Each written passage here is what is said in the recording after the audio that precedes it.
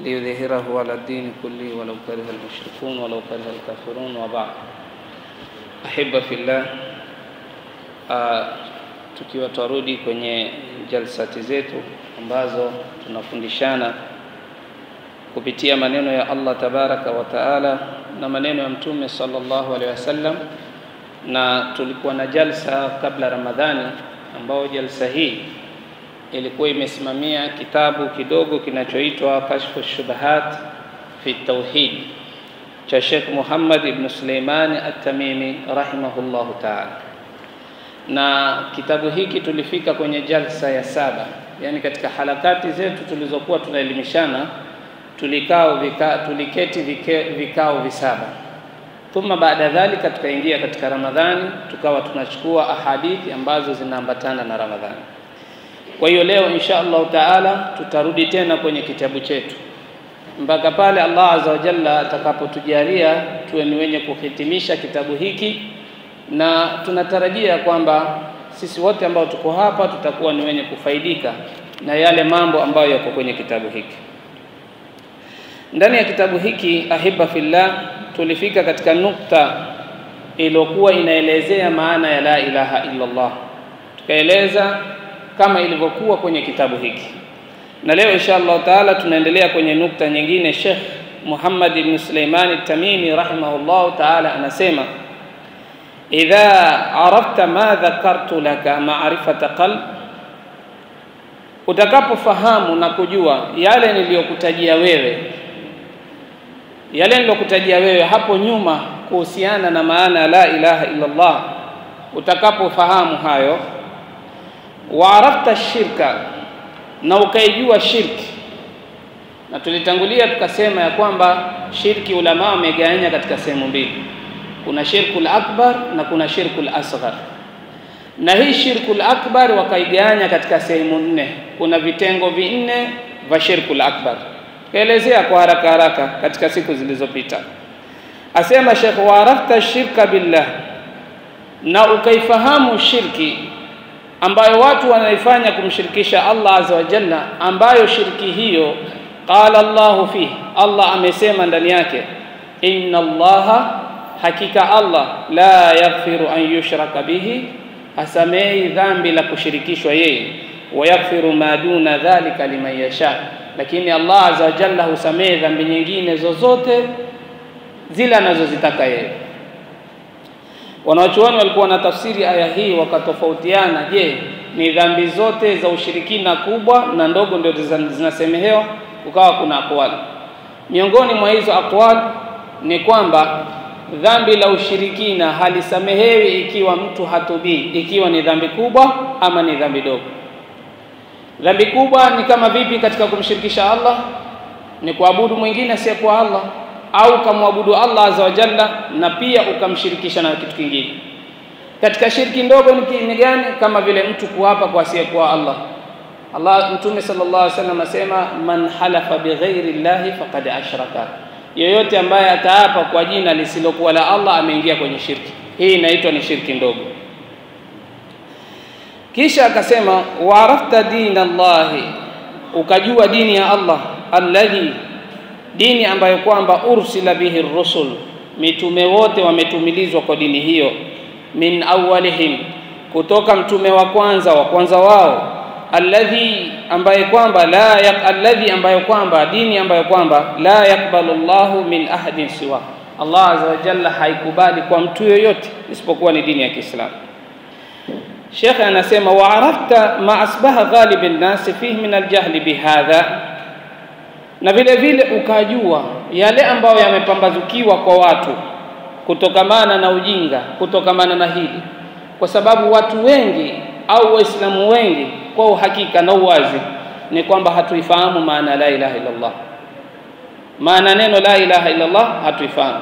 Nafikiri hata tunayo baadhi ya makundi ya da'wa yanayozunguka kwenye misikiti na kulingania watu, lakini wakiingia msikitini wakieleza maana la ilaha illa Allah, wanakuambia maana la ilaha illa Allah nini? Ni kuweka yakini ya kweli, ni kuweka yakini ya neno la kusema, ni kuweka yakini kwa Muislamu ni jambo la takiwa. Lakini je, ni maana la ilaha illa Allah? Sio maana yake. Maana ya la ilaha illallah ni kwamba hapana mola apasaye kuabudiwa kwa haki isipokuwa. Manake ibada zote zivunjwe, zifanywe kwa ajili ya nani? Ukisema kuwa na yakini ya kweli ya kwamba Allah ndiyo mtendaji, hayo ni masaili ya tauhidur rububiyya. Sisi kama Waislamu tunatakiwa tuamini ya kwamba kila kinachofanywa ni amri ya nani? Ni Allah tabaraka wa taala. Sasa hiyo ni tauhidur rububiyya, lakini sio maana ya la ilaha illa Allah. Na ndiyo maana mara nyingi tukafeli kwenye kuzifanya ibada zetu, tukawa tunazichanganya kwa sababu ile maana halisi ya la ilaha illa Allah watu hawaifahamu. Kwa hivyo Sheikh anasema ikiwa Allah azza wa jalla amekutunukia nafasi na fahamu ya kuifahamu la ilaha illa Allah, wewe tayari umetoka katika jahali, umetoka katika ujinga. Akasema Sheikh, afadaka faidatayn, Allah akufaidishe faida mbili. Al-ula, ya kwanza, alfarhu bifadlillahi wa rahmatihi, kufurahia kwa fadhila za Allah na rehema zake. Allah akupatie fadhila hii. Yani baada ya kufahamu maana la ilaha illa Allah, kinachotakiwa nini? Ni wewe kufurahia kwa rahma za Allah na fadhila zake. Kisha akataja aya katika suratu Yunus. Allah anasema qul bifadlillahi wa birahmatihi fabidhalika falyafrahu huwa khairun mimma yajma'un. Asema, sema ewe mtume Muhammad, bifadlillah, kwa fadhila za Allah, wa birahmatihi, na kwa rehema zake Allah, fabidhalika, kwa ajili ya hayo, falyafrahu, basi watu wafurahi, huwa khairun mimma yajma'un. Hilo la kufurahi kwa kupokea fadhila na rahma kutoka kwa Allah ni bora kuliko yale wanayokusanya katika mali. Aya hii imekuja katika suratu Yunus ambayo ni aya 55. Nyuma yake kuna aya nyingine. Aya yenyewe inasema ya ayuhan nas, enyi watu, qad ja'atkum maw'idhatun min rabbikum wa shifaa'un lima fi sudur. Enyi watu, mumejiwa na mawaidha yatokao kwa Mola wenu. Mawaidha yanayokusudiwa nini? Al-Qur'anul Karim. Wa rahma wa shifaa'un lima fi sudur, na tumejiwa na pozo la mioyo zetu ambayo ni Qur'an. Wa rahmatun wa hudan, na vile vile ni rahma na huda, ni uongofu. Kisha Allah subhanahu wa ta'ala baada ya kutuelezea kwamba tumeletewa mawaidha ambayo ni Qur'an na ni rahma, na Qur'ani ikija kwetu inatuonesha barabara ya sawa. Tunatolewa kwenye ushirikina, tunapelekwa kwenye khairi, kwenye salama. Kwa ajili ya kutolewa Muislamu kutoka kwenye ushirikina tufanye nini? Falyafrahu, fabidhalika falyafrahu. Kwa ajili hiyo watu wafanye nini? Watu wafurahi. Lakini aya hii wako baadhi ya wenzetu wanaoitumia ya kwamba lengo la rahma pale amekusudiwa ni mtume, sio badala ya Qur'ani ni mtume. Pia tujalie ni sawa, kwa sababu yeye amekuja ni rahmatul lana. Ziko aya nyingine za kuthibitisha hivyo, wama arsalnaka illa rahmatan lilalamin. Sisi hatupingani kwamba mtume sallallahu alaihi wasallam ni rahma kwetu, wala Qur'ani hatupingani na Muislamu yote kwamba ni rahma kwetu. Lakini watu wakazichukua hizi aya wakaziawil, namna ya kufurahia ni watu kufanya maulidi. Namna kufurahia ni kufanya maulidi, lakini sivyo walivyofasiri wanawachuoni. Sio mwanachuoni mmoja, wanawachuoni wote. Namna ya kufurahia ni mtu kusikia raha na kufarajika ya kwamba mimi nimetolewa kwenye ushirikina, niko kwenye barabara ya khairi na ya sawa. Sheikh anasema Allah azza wa jalla akufaidishe faida mbili. Ya kwanza furahi, wa afadaka aidan al-khawf al-azim, na vile vile Allah akufaidishe kwa hofu kubwa, uwe na hofu kubwa. Fa innaka idha arafta anna al-insan, utakapojua kwamba mwanadamu yakfuru bikalimatin yukhrijuha min lisani, mwanadamu huwa kafiri kwa neno analolitoa kwenye ulimi wake, anakufuru kwa neno analolitoa kwenye ulimi wake. Waqad yaquluha wa huwa jahil, na mara nyingine mwanadamu aweza kulisema jambo la kumtoa kwenye Uislamu wake, la kumtia kwenye ukafiri wake, na yeye maskini ya Mungu hajui. Na tutaona mifano hapa. Fala yu'adharu bil jahli, mtu huyo hachukuliwi udhuru kwa ujinga wake, yani manake ataandikiwa makosa. Lakini kauli hii ambayo ameandika hapa Sheikh Muhammad ibn Suleimani Tamimi, baadhi ya wanachuoni wanasema kauli hii haiko sahihi, kwa sababu kwenye Uislamu wetu kuna mlango wa mtu kusamehewa akilifanya jambo kwa kuwa hajui. innama at-taubatu lilladhina ya'maluna su'a bijahala. Lakini pia katika ujinga wake kukatolewa mjinga ambaye ameelezwa kabisa jambo hili ukilifanya la kupeleka kwenye ushirikina kwa dalili za hadithi na Qur'an, kisha yeye akaleta ukindaniaji, ushindani, huyo ndo ataingia hapa ya kwamba anapolifanya la makosa ataandikiwa madhambi kwa sababu amepewa bayana. Ama yule ambaye atafanya jambo la ujinga lolote lakini hakuwa nafahamu hiyo, imma kwa sababu yuko mahali hakuna maduat, hakuna mitandao ya kuweza kusikiliza da'wa, huyo atakuwa anaingia katika wale wenye kusamehewa, kama alivyosema Allah tabaraka wa taala katika suratul Kahf, wama rabbuka bidhallami, Mola wako si mwenye kudhulumu, Mola wako si mwenye. Kwa hivyo mtu hawezi akaingizwa motoni kwa kuwa alilifanya jambo ambalo halijui, lakini ataingizwa motoni kwa kulifanya jambo ambalo alikuwa analijua kwa maksudi. Na ndio wakatofautiana mpaka wanachuoni wakasema, ikiwa mtu yuko kwenye dunia hii, ukisoma usulul fiqh ya madhahibul ashaira, ambayo hii kitabu hiki lazima kisome ukisoma kulliyatu dirasati al-islamia, wanasema ikiwa mtu yuko mahali hakuna da'wa kabisa, hajasikia kuhusu Uislamu kabisa, lakini huyu mtu hakumshirikisha Mungu, akifa atakwenda wapi? Motoni ama peponi? Hakumshirikisha Allah hata siku moja, na pengine alikuwa akifanya ibada kwa namna anayotaka yeye mwenyewe, anayojua yeye mwenyewe, pengine uketi akalia akamwomba Mungu kadha, haombi mwingine asipokuwa nani, lakini hakuwahi kwenye maisha yake kusikia qala Allahu qala ar-rasul. Mtu huyu akifa ataenda motoni, ataenda peponi? Wanawachuoni wengine wakasema mtu huyu ataenda peponi kwa sababu amekufa ni muwahhid hata kama hakusikia Uislamu. Wengine wakasema ataingia tahta mashiatillah, ataingia katika kutaka kwa Allah. Allah akitaka atamtia peponi, Allah akitaka hatomtia peponi. Lakini kwa kuwa yeye alikuwa ni muwahhid lakini hakupata Uislamu, Allah hawezi akamdhulumu, anajua atakachomfanyia. Aturudi kwenye kitabu kiharaka. Akasema waqad yaquluha wa huwa jahil yu'adharu fala yu'adharu bil jahl. Mtu aweza akasema jambo la ukafiri kati ya hali ya yeye alikuwa ni mjinga hajui, fala yu'adharu bil jahli, hachukuliwi udhuru kwa ujinga wake. Waqad yaquluha, na mara nyingine mtu aweza kulisema jambo la kikafiri, jambo hilo wakati analisema wa huwa yadhunnu, yeye anadhania annahu tuqarribuhu ila Allah ta'ala, laweza kumweka karibu na Allah, kama dhanna almushrikun, kama walivyodhania washirikina, hususan in alhamaka Allahu ma qassa an qaumi Musa ma salahihim, hasa pale Allah atakapokupatia fahamu katika kisa cha Nabii Allah Musa alayhi salatu wasalam na watu wake katika kutengeneza mambo yao na matendo yao, annahum atahu qailin, watu wa Musa walimjia Musa wakisema maneno haya. Allah azza wa jalla alipowavukisha kwenye bahari, alipowatoa kwa Firaun alayhi laana, walikuwa wanaadhibiwa su'al adhab, yudhabbihuna abnaakum wa yastahyuna nisaakum, watoto wao wa kiume wa Israeli wakichinjwa, wakiachwa wale wa kike. Wakavumilia mateso hayo mpaka ikafika wakati Allah azza wa jalla akamwamrisha Nabii Allah Musa watoe sasa hawa wana wa Israeli, wapeleke mahali ambapo watapata matumaini, watapata utulivu. Nabii Allah Musa akawachukua wana Israeli akawavukisha bahari.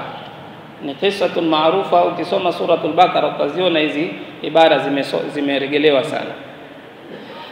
Lakini kwenye suratu Al-A'raf aya 138 Allah anatuambia wajawazna bibani Israila al-bahr, tulimvukisha Musa na wana wa Israeli baharini, wakavuka upande wa pili. Wale watu wake walipofika upande wa pili, fa'tau ala qaumin yaqufuna ala asnamin lahum, wakapita mahali wakawakuta watu wanafanya itikafu kwenye sanamu lao, yani watu wanafanya ibada kwenye sanamu lao.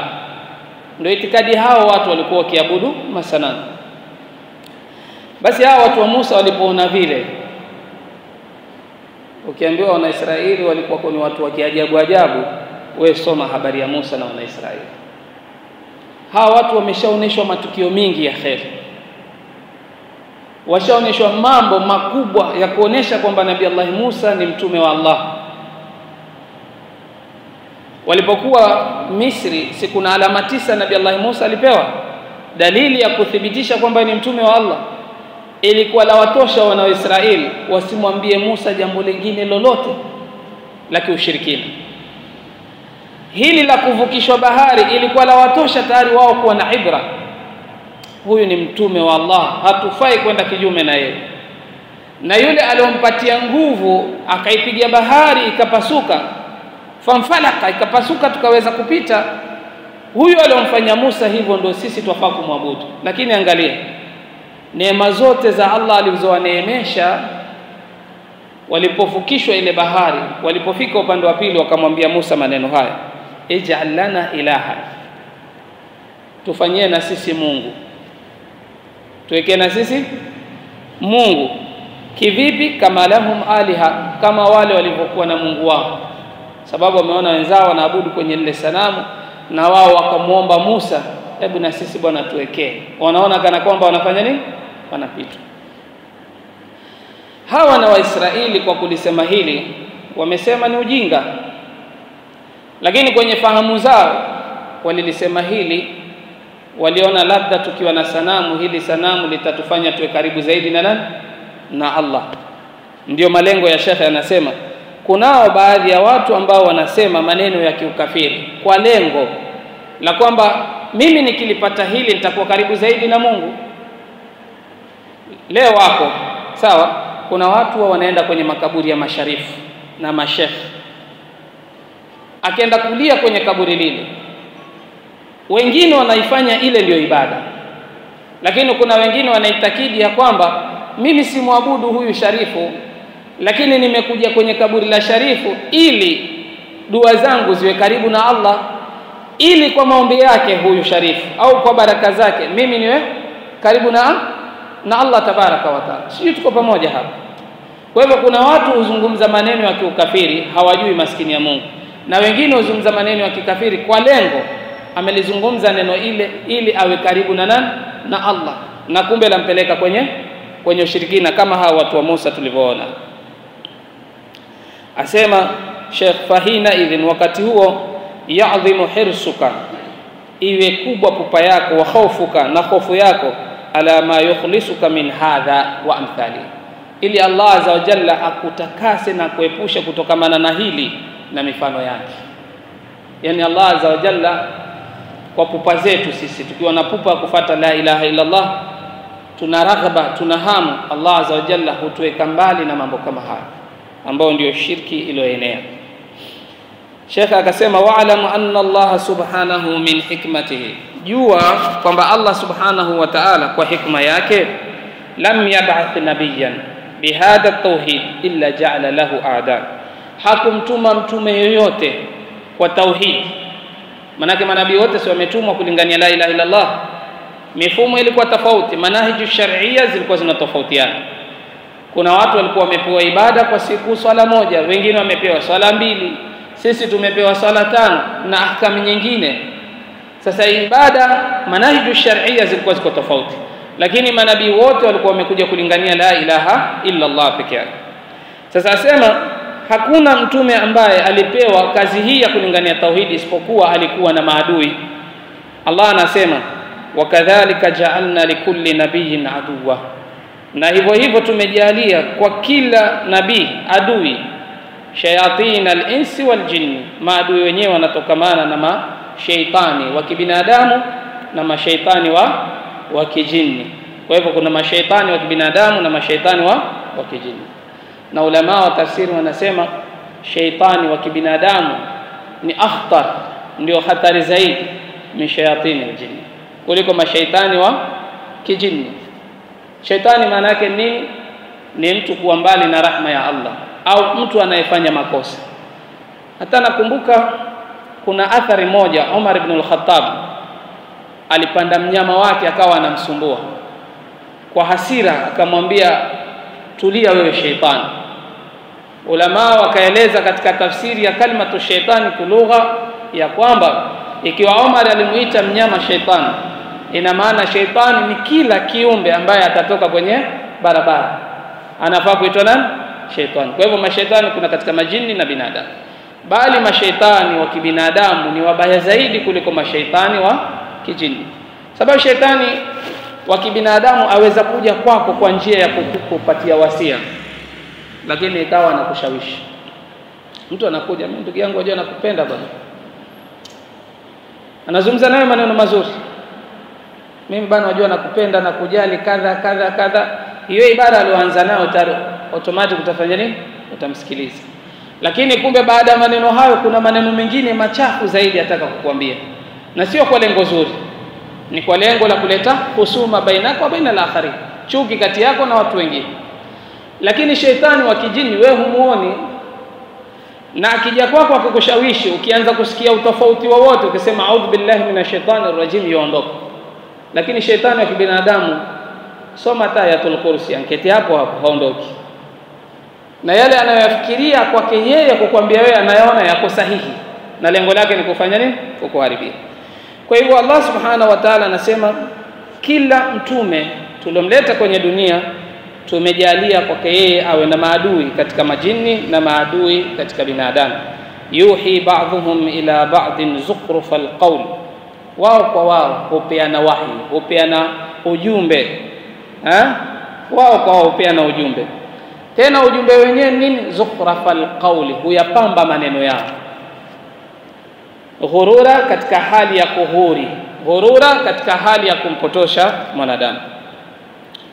Sheikh anasema wakati yakunu li'ada'i tauhid ulumun kathira, inawezekana ikawa wale maadui wa tauhid wana elimu nyingi, kama tulivyosoma kwenye matukio ya Imam Ghazali na ahlul kalam na falasifa. Sheikh al-Islam Ibn Taymiyyah rahimahullah ta'ala alivyokuwa anapambana na wale ahlul kalam na falasifa, mtu anaweza akawa na elimu chungu mzima. Lakini tusisahau kitu kimoja, mwanzo wa mukaddima ya kitabu hichi tulisema ya kwamba mtu akiwa ana akida na tauhid, hata kama hana elimu ya kutosha, Allah humpatia ujasiri akaweza kupambana na mtu ambaye ni falsafi na akaweza kumshinda. Na haya yalitokea kwa sababu ya akida tu, mapenzi yako kumpenda Allah na unahitaji kuitakasa dini ya Allah, Allah akakupatia ushindi na ukaweza ukapambana na mtu ambaye ana fani nyingi. Mtu huyo ana balagha, ana mantiki, ana kadha kadha kadha kadha, na ukaweza kumshinda. Asema Sheikh, inawezekana kwa wale maadui wa tauhidi wana elimu nyingi, wa kutub, na wana vitabu tofauti tofauti, wa hujaj, na wana hoja, kama qala ta'ala, kama alivyosema Allah, falamma ja'atuhum rusuluhum bilbayinat, walipojiwa wao na mijumbe ambao wajumbe hao walikuja kubainisha kila kitu, wamekuja na hoja zilizowazi. Farihu, wale ambao walikuwa ni maadui wa tauhid walikuwa wakifurahi, bima indahum min alilm, kwa yale waliokuwa nayo kutokamana na elimu. Yani ile elimu waliokuwa nayo, wakimwaona mitume wanasema hawa tutawachallenge. Soma sababu nuzuli ya suratul Kahf.